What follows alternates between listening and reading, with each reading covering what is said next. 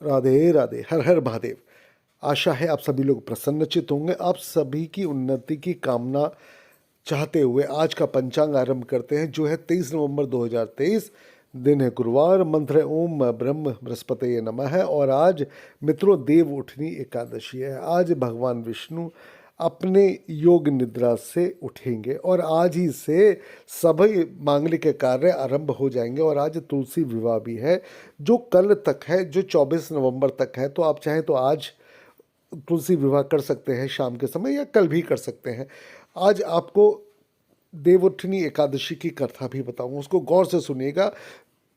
एकादशी के दिन कथा सुनने से समस्त पाप नष्ट होते हैं। आज सूर्योदय का समय 6:35 AM, तो सूर्यास्त 5:10 PM, राहु काल 1:12 PM से 2:32 PM तक का है। चंद्रोदय 2:29, तो चंद्रास्त 3:11। तिथि है एकादशी, शुक्ल पक्ष चल रहा है। योग है वज्र, नक्षत्र है उत्तरा भाद्रपद, करण है वणिज, उपरांत आएगा वृष्टिभद्र, वार है गुरुवार, माह है कार्तिक, चंद्र राशि मीन में और सूर्य राशि वृश्चिक में। ऋतु हेमंत चल रही है।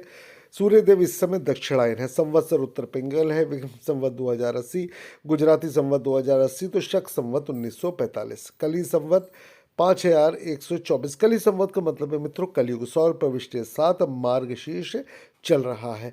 आज का दिशा शूल दक्षिण दिशा में है। अग्निवास आकाश में, अर्थात हवन करना अथवा करवाना मना है। चंद्रवास उत्तर दिशा में और राहुवास भी दक्षिण दिशा में, अर्थात इस दिशा में जाना निषेध है। लेकिन फिर भी अगर जाना पड़े तो उसके लिए उपाय आपको आगे बताता हूँ। आज की पूरे दिन की शुभ मुहूर्त है 6:35 AM से 7:55 AM, 10:34 AM से 11:53 AM, 11:53 AM से 1:12 PM, और 1:12 PM से 2:32 PM, 3:51 PM से आज 5:11 PM तक का दिन के शुभ मुहूर्त। और अमृत काल है दोपहर में 5:11 से 6:51 PM, 6:51 PM से 8:32 PM, 11:53 PM से 1:34 PM, 3:15 रात्रि के प्रथम पहर से 4:55 AM, और 4:55 AM से 6:36 AM सूर्योदय के समय तक के ये शुभ मुहूर्त आज के हैं। आज के शुभ मुहूर्तों का हमेशा मित्रों लाभ उठाना चाहिए। अब आज जो मंत्र है ओम ब्रह्म बृहस्पतये नमः, आज के दिन आज एक आप कार्य कर सकते हैं। जिन लड़के और लड़की का विवाह नहीं हो रहा है, तो कम से कम 7 गाय को आटे की लोई ले, उसमें 1 मुट्ठी चने की दाल, चुटकी भर हल्दी और थोड़ा सा गुड़ डालकर खिलाएं। लेकिन ऐसा कम से कम 21 गुरुवार करना चाहिए। तो जो योग नहीं बन रहे हैं वह भी बनने आरंभ हो जाते हैं। दिशाशूल आगन्य कोण में योगी निवास आगन्य कोण, गुरु तारा उदित है, शुक्र तारा उदित है। चंद्र स्थिति वृश्चिक राशि में। आज व्रत और मुहूर्त में सर्वार्थ सिद्धि योग है। देव प्रदोनी एकादशी है। आज सर्व भीष्म पंजक चल रहे हैं। तुलसी विवाह है। आज यात्रा करना अगर अति अनिवार्य हो तो मित्रों बेसन से बनी मिठाई खाकर यात्रा पर निकलना चाहिए। आज का मंत्र ओम ग्राम ग्रीम ग्रोम से गुरुवाय नमः, अथवा ओम ब्रह्म बृहस्पतये नमः।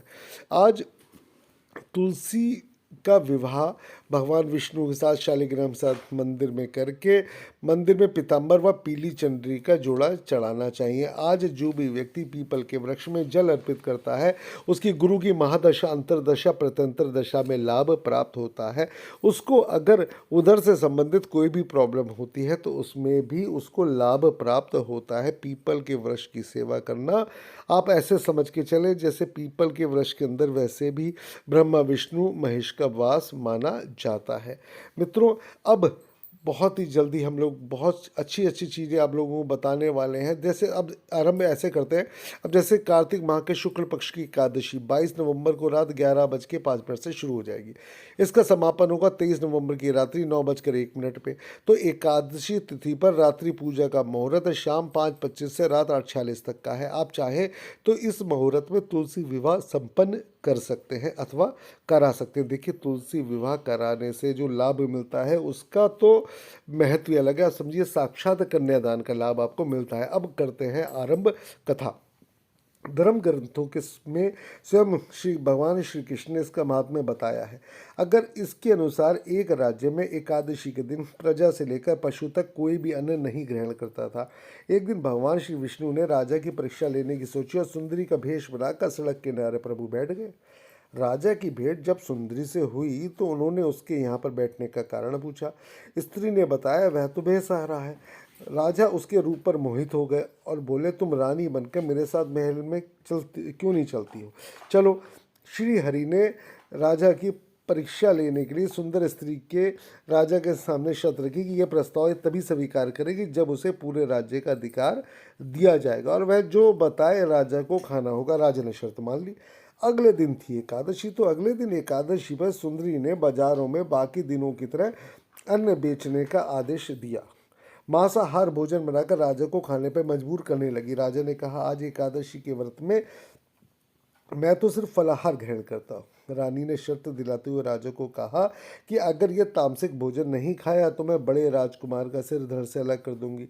राजा ने अपनी स्थिति बड़ी रानी को बताई और बोले, बताओ कैसे इस मुश्किल से पार पाया जाए। तो बड़ी महारानी ने राजा से धर्म का पालन करने की ही बात कही और अपने बेटे का सिर काट देने को तैयार हो गई। राजा हताश थे और सुंदरी की बात ना मानने पर राजकुमार का सिर देने को तैयार हो गए। सुंदरी के रूप में श्रीहरि राजा के धर्म के प्रति समर्पण देखकर न सिर्फ अत्यधिक प्रसन्न हुए और उन्होंने अपने असली रूप में आकर राजा को दर्शन दिए।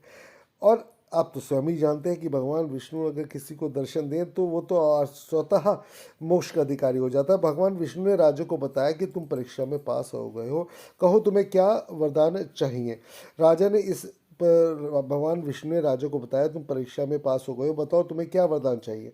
राजा ने इसी जीवन के लिए प्रभु का धन्यवाद दिया और कहा कि अब आप कृपया मेरा उद्धार कर दीजिए। राजा की प्रार्थना श्री हरि ने स्वीकार करी और वह मृत्यु के बाद बैकुंठ लोक की ओर चला गया, अर्थात उसको मोक्ष प्राप्त हुआ।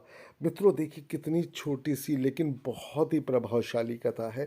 यानी कि एकादशी के दिन ध्यान करना चाहिए कि हमको एक पल भी चावल नहीं खाने चाहिए। एक दिन मित्रों अगर अन्न नहीं खाएंगे तो क्या फ़र्क पड़ेगा।